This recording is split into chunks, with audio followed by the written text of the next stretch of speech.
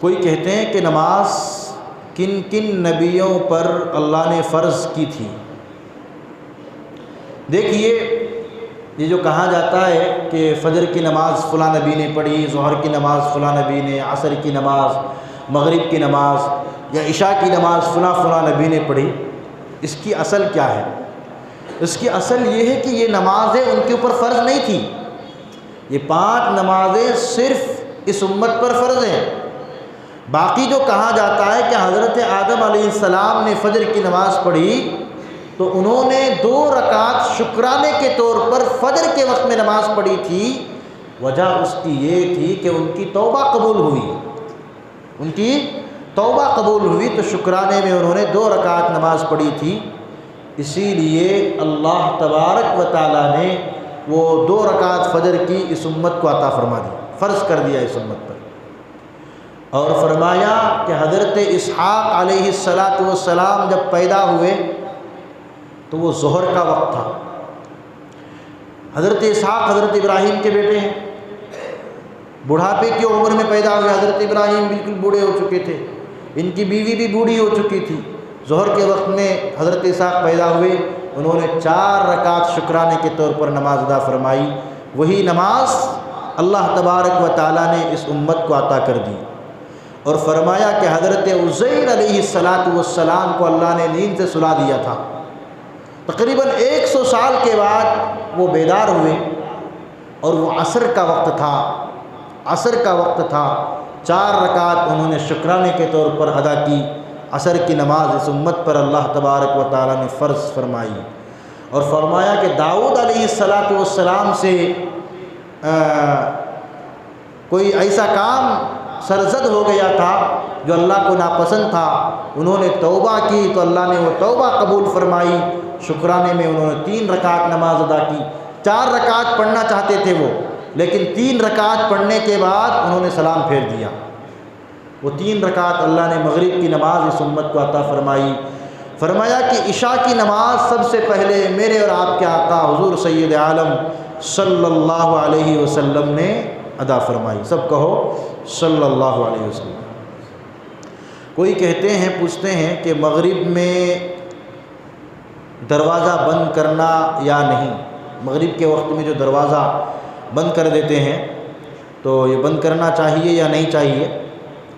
دیکھیے، حدیث میں آتا ہے کہ غروب آفتاب سے لے کر، یعنی سورج ڈوبنے کے بعد سے لے کر عشاء کا وقت شروع ہونے تک شیطان کے پھیلنے کا وقت ہے یہ۔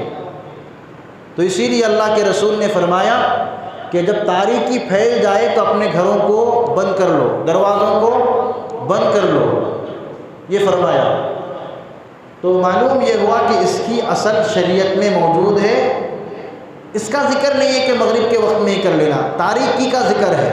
بعض علماء نے فرمایا کہ مغرب سے ہی اپنے گھروں کو، دروازوں کو بند کر لو۔ بعض روایات میں ہے کہ جب سونے لگو تو اپنے دروازوں کو بند کر لو، اور جو برتن وغیرہ ہے، کھانے کا سامان جس میں رکھا ہوا ہے، اس کو بھی ڈھانک دو، اس کو بند کر دو۔ تو بہرکیف علماء فرماتے ہیں کہ اگر مغرب سے ہی دروازہ بند کر لیں تو اچھی بات ہے۔ ایک روایت میں یہ ہے کہ جب مغرب کا وقت ہو جائے تو بچوں کو باہر مت بھیجو، اس لیے کہ اس میں شیطان اور جنات کے پھیل جانے کا وقت ہوتا ہے۔ خیر، اس کی حقیقت موجود ہے۔ قضا نماز پہلے ادا کرنا یا نفل نماز ادا کرنا ہے؟ اگر آپ کے ذمہ قضا ہے تو آپ قضا ادا کریں، نفل کو چھوڑ دیجیے۔ قضا پورے ہو جائیں گے پھر نفل پڑھنے لگو، کیونکہ قضا یہ قرض کے درجے میں ہے۔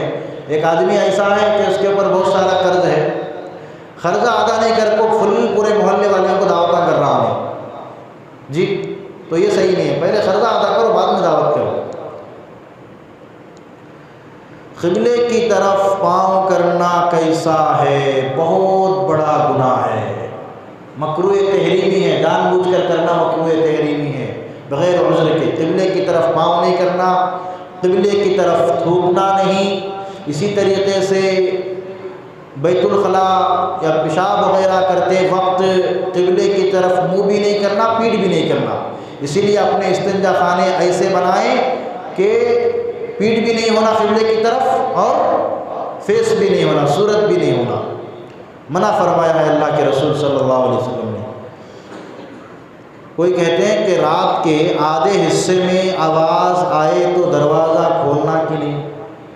بھائی آواز آئے تو دروازہ کہیں کو کھولتی، کیا آواز آ رہی نہیں معلوم۔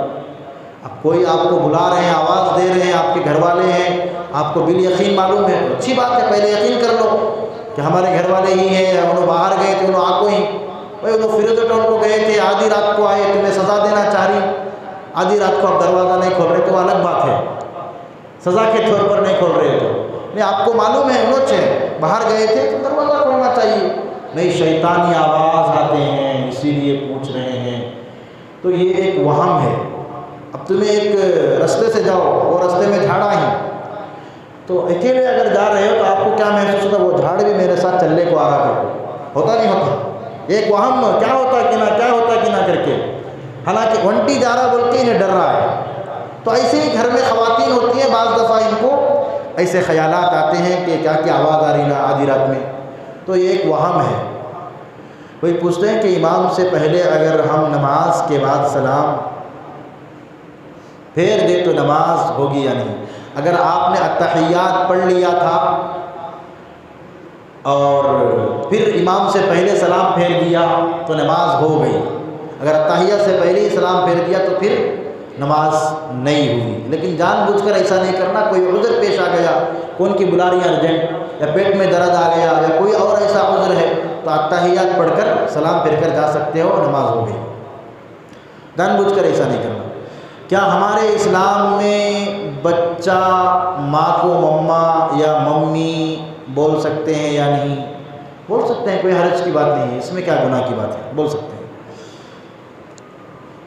ہم 4 لاکھ کو لیز کو گھر لیے ہیں، ان پیسوں پہ زکوٰۃ بھی دیتے ہیں اور 1000 روپے کرایہ بھی دیتے ہیں، تو زکوٰۃ دینا ہے یا نہیں؟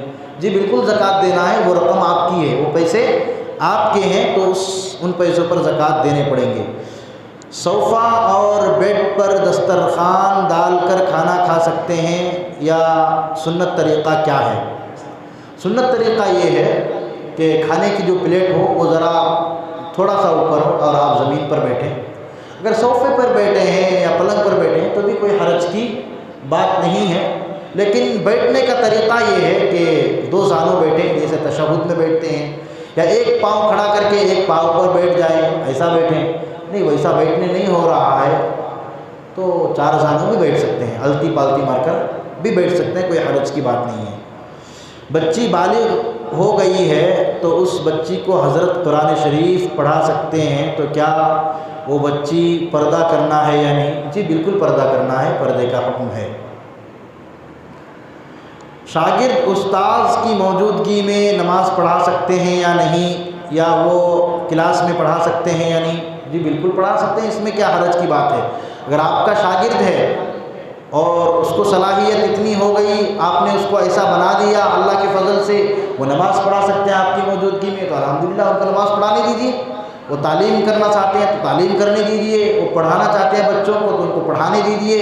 اب ان کو روکنا، ان کے خلاف جانا، یہ غلط طریقہ ہے، ایسا نہیں کرنا چاہیے۔ بہت سے مدرسوں میں ایسا ہوتا ہے کہ جن مدرسوں میں مساجد ہیں ان میں بچوں کو امام بنایا جاتا ہے تاکہ بچے سیکھیں امامت کا طریقہ۔